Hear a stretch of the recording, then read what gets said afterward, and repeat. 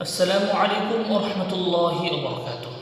প্রিয় দিনী ভাই বোনেরা, আজকে আপনাদের কাছে খুব গুরুত্বপূর্ণ একটা আমল নিয়ে উপস্থিত হয়েছি ইনশাআল্লাহ।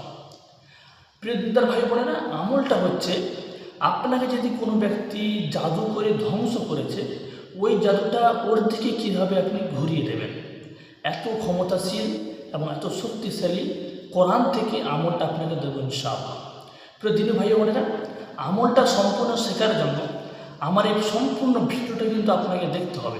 তো অবশ্যই নিয়ম কানুন এবং কোন কোন আয়াত বা কোন কোন সূরা পড়তে হবে সম্পূর্ণরূপে আপনাকে বলে দেবো ইনশাআল্লাহ। প্রিয় দিনী ভাই বোনেরা, আমলটা বলার আগে একটা কথা আপনাদের কাছে প্রত্যেক সময় বলি, আপনারা যদি আমার এই নতুন চ্যানেল নতুন সদস্য হয়ে থাকেন তবে এক্ষুনি এই চ্যানেলটি সাবস্ক্রাইব করে সঙ্গে থাকুন। তবে চলুন কথা না বলে আমলের দিকে যাওয়া যায়। প্রিয় দিনী ভাই বোনেরা, আমলটা আপনাকে করতে হবে মঙ্গলবার দিন। মঙ্গলবার দিন থেকে আপনাকে আমলটা শুরু করতে হবে। আমলটা করার আগে সবচেয়ে গুরুত্বপূর্ণ যে বিষয়টা হচ্ছে আপনাকে 5 ওয়াক্ত নামাজি হতে হবে।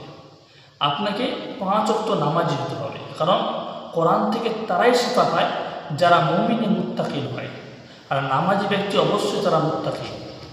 দিনী ভাই বোনেরা, কোরআন থেকে যে দুটো আয়াত যে দুটো সূরা আপনাদেরকে বলে দেবো ইনশাআল্লাহ, এবং আল্লাহ তাআলার গুণবাচক নামটা আপনাদেরকে বলে দেবো, আমলটা আপনারা নিজেই করতে পারবেন ইনশাআল্লাহ। প্রিয় দিনী ভাই বোনেরা, তবে আমলটা করার আগে সর্বপ্রথম আপনার নিজের শরীরটাকে পবিত্র করতে হবে।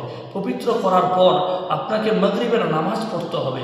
মাগরিবের নামাজ পড়ার পর সুন্নত নফল নামাজ পড়ার শেষে আপনি কি করবেন, যেই জায়গায় নামাজ পড়েছেন ওই জায়গায় আপনি বসে পড়বেন আসন পেতে। বসার পর আপনার সামনে একটা পানির বোতল নেবেন। পানির বোতল নেওয়ার পর এবার শুরু করবেন। সর্বপ্রথম পড়বেন আস্তাগফিরুল্লাহ রাব্বি মিন কুল্লি যামবি ওয়া আতুবু ইলাইহি 11 বার। আস্তাগফিরুল্লাহ পড়বেন 11 বার।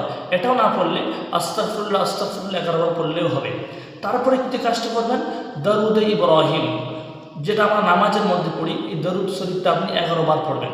এটা যদি না জানেন আপনি সাল্লাল্লাহু আলাইহি ওয়াসাল্লাম 11 বার পড়বেন।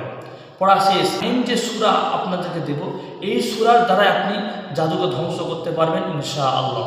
প্রিয় দিনী ভাই বোনেরা, আপনি কি করবেন, ফালাক এবং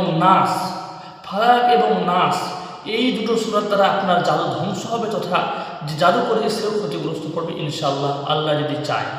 প্রিয় দিনী ভাই বোনেরা, আপনি কি করবেন, ফালাক পড়বেন 100 বার, সূরাতুন নাস পড়বেন 100 বার।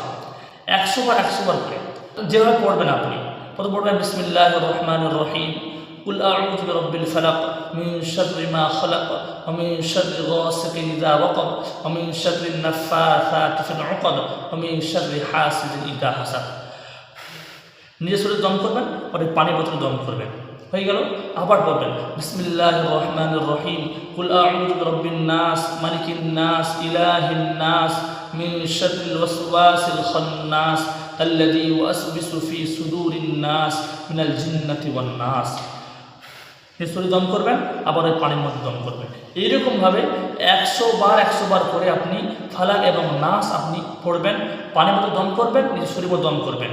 একবার পড়বেন, একবার নিজের শরীরে দম করবেন।